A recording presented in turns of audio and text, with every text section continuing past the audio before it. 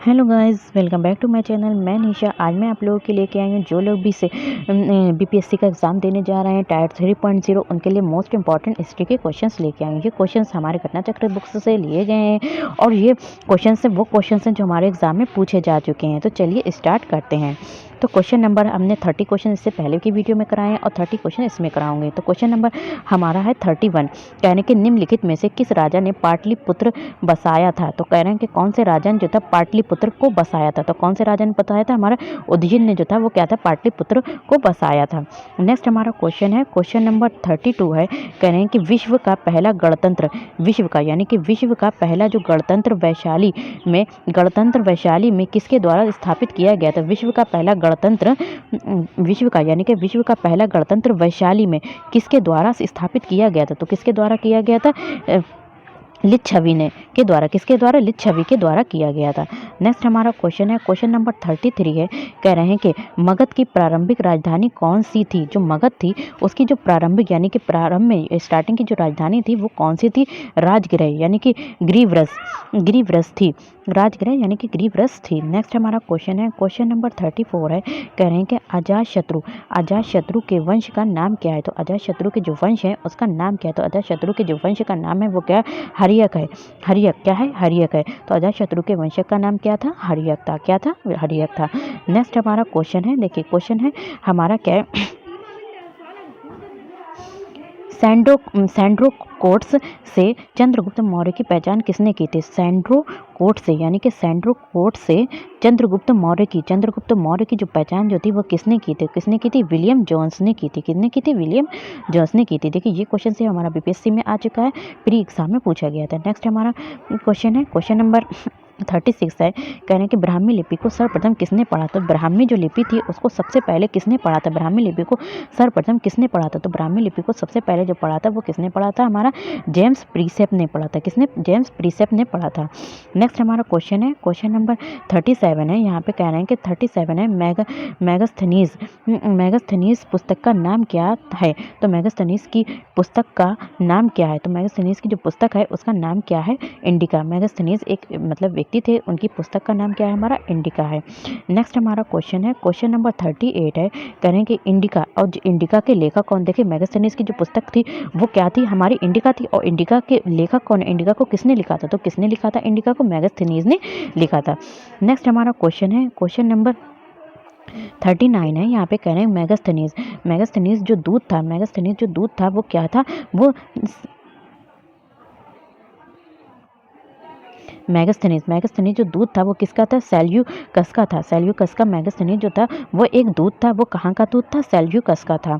Next हमारा question है, question number 40 है। कि यहाँ पे कह रहे हैं कि अंतिम मौर्य सम्राट था, अंतिम मौर्य जो सम्राट था वो कौन था। अंतिम मौर्य सम्राट था बृहद्रथ था। क्या था, बृहद्रथ था। क्या था, बृहद्रथ था।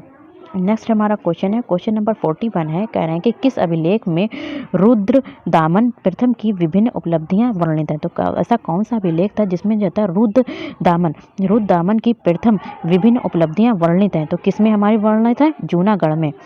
नेक्स्ट हमारा क्वेश्चन है, क्वेश्चन नंबर 42 है। कह रहे हैं कि निम्नलिखित राजाओं में से किसका जैन धर्म के प्रति भारी झुकाव था। तो निम्नलिखित में से ऐसे कौन से राजा थे जिनका जो था ऐसे कौन से राजा थे जिनका जो था जैन धर्म के प्रति भारी झुकाव था। तो किसका था, खारवेल। कौन सा, खारवेल का जो था, खारवेल का झुकाव जो था वो किसके प्रति था, जैन धर्म के प्रति था, भारी झुकाव था। नेक्स्ट हमारा क्वेश्चन है, क्वेश्चन नंबर 43 है।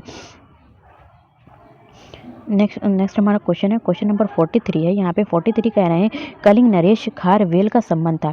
जो कलिंग नरेश खारवेल का जो संबंध था वो किससे था। तो कलिंग नरेश खारवेल का जो संबंध था वो हमारा किससे था, सातवाहन अंश से था। किससे था, सातवाहन अंश से था। किससे था, सातवाहन अंश से था। किसका संबंध था, कलिंग नरेश खारवेल का जो संबंध था वो सातवाहन अंश से था। नेक्स्ट हमारा क्वेश्चन है, क्वेश्चन नंबर 44 है। कह रहे हैं कि प्राचीन भारत का नेपोलियन किसे कहा जाता है। जो प्राचीन भारत का नेपोलियन है वो किसे कहा जाता है। तो प्राचीन भारत का जो नेपोलियन है वो किसे कहा जाता है, हमारा समुद्रगुप्त को कहा जाता है।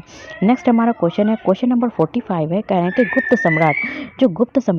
सम्राट जिसने होर्णों को पराजित किया था। तो गुप्त सम्राट जिसने होर्णों को पराजित किया था तो वो कौन था? तो स्कंदगुप्त था। स्कंदगुप्त ने क्या किया था? जिसने हुरणों को पराजित किया था। नेक्स्ट हमारा क्वेश्चन है क्वेश्चन नंबर 46 है। कह रहे हैं कि किस प्रकार की भूमि को अपहरण कहा जाता है? यानी कि किस प्रकार की, ऐसी कौन सी भूमि को, किस तरीके की भूमि को जो है अपहरण कहा जाता है? किस प्रकार की भूमि को अपहरण कहा जाता है? तो किस प्रकार की भूमि को अपहरण कहा जाता है? बिना जोती हुई जंगली भूमि को क्या कहा जाता है? अपहरण कहा जाता है। नेक्स्ट हमारा क्वेश्चन नंबर 47 है। यहाँ पे कह रहे हैं कि ये चीनी यात्री, यानी कि जो चीनी यात्री थे, चीन के यात्री थे, उन्होंने क्या क्या क्या सुंग युन ने भारत की यात्रा की थी। तो चीनी यात्री सुंग युन ने जो भारत की यात्रा की थी वो कब की थी? तो वो कब की थी? 515 ईस्वी से लेकर 520 ईस्वी तक की थी। इन्होंने किब तक की थी? 5 ईयर्स की थी। कितनी की थी? 5 ईयर्स की थी।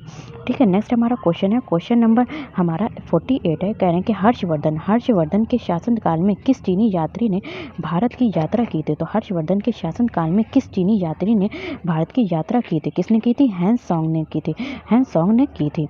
नेक्स्ट हमारा क्वेश्चन है क्वेश्चन नंबर 49 है। कह रहे हैं कि कल्हड़ की पुस्तक का नाम क्या है? कह रहे हैं कि क्या कह रहे हैं यहाँ पे? कल्हड़ की पुस्तक का नाम क्या है? तो कल्हड़ की पुस्तक का जो नाम है वो क्या है? राजतरंगिणी है। क्या है? राजतरंगिणी है। राजतरंगिणी जो पुस्तक है वो किसकी? कल्हड़ की पुस्तक का नाम क्या है? राजतरंगिणी है। ये क्वेश्चन हमारा बीपीएससी एग्जाम में 2011 में आ चुका है। नेक्स्ट हमारा क्वेश्चन है क्वेश्चन नंबर 50 है। कह रहे हैं कि ओदंतपुर शिक्षा केंद्र निम्न में से किस राज्य में अवस्थित है? तो ओदंतपुर शिक्षा केंद्र निम्न में से किस राज्य में अवस्थित है? तो किस राज्य में अवस्थित है हमारा ओदंतपुर शिक्षा केंद्र जो है वो हमारा किस राज्य में, यानी कि कौन से स्टेट में अवस्थित है? तो हमारा बिहार में अवस्थित है। नेक्स्ट हमारा क्वेश्चन है क्वेश्चन नंबर 51 है। कह रहे हैं कि कर्नाट वंश यानी कि कर्नाट वंश का जो संस्थापक है वो कौन था? तो कर्नाट वंश का जो संस्थापक था वो कौन था? न्यायदेव था। कौन था? न्यायदेव था। तो कर्नाट वंश का जो संस्थापक था वो कौन थे? नान्यदेव था। कौन थे? नान्यदेव थे। कर्नाट वंश का संस्थापक कौन है? हमारे नान्यदेव थे। नेक्स्ट हमारा क्वेश्चन है क्वेश्चन नंबर 52 है। कह रहे हैं कि कर्नाट वंश का अंतिम शासक कौन था? कर्नाट वंश का यानी कि अंतिम यानी कि लास्ट जो शासक था वो कौन था? तो हमारा कौन था? हरि सिंह था। कौन था? हरि सिंह था। नेक्स्ट हमारा क्वेश्चन है क्वेश्चन नंबर 53 है। यहाँ पे कह रहे हैं कि किस काल में अछूत की अवधारणा स्पष्ट रूप से उद्घृत हुई थी? तो किस काल में, ऐसा कौन सा टाइम पीरियड था जिसमें जो था अछूत की अवधारणा, किसकी अवधारणा? अछूत की अवधारणा स्पष्ट रूप से उद्घृत हुई थी। किसमें हुई थी? धर्मशास्त्र के समय में। नेक्स्ट हमारा क्वेश्चन है क्वेश्चन नंबर 54 है। कह रहे हैं कि यहाँ पे कनिष्क यानी कि कनिष्क के शासनकाल में बौद्ध सभा किस नगर में आयोजित की गई थी? जो कनिष्क का शासनकाल था उसमें जो बौद्ध सभा थी, कौन थी? बौद्ध सभा किस नगर में आयोजित की थी? यहाँ पे हमें नगर के बारे में बताना है। तो किस नगर में? यानी कि कश्मीर नगर में क्या करी गई थी? आयोजित की गई थी। नेक्स्ट हमारा क्वेश्चन है क्वेश्चन नंबर 55 है। यहाँ पे कह रहे हैं कि प्रथम बौद्ध संगीत के अध्यक्ष कौन थे? तो प्रथम बौद्ध संगीत के जो अध्यक्ष थे वो हमारे कौन थे? महाकश्यप थे। कौन थे? हमारे महाकश्यप थे। नेक्स्ट हमारा क्वेश्चन है क्वेश्चन नंबर 56 है। कह रहे हैं कि भगवान बुद्ध के महापरिनिर्वाण के बाद पहली बौद्ध संगीति हुई थी।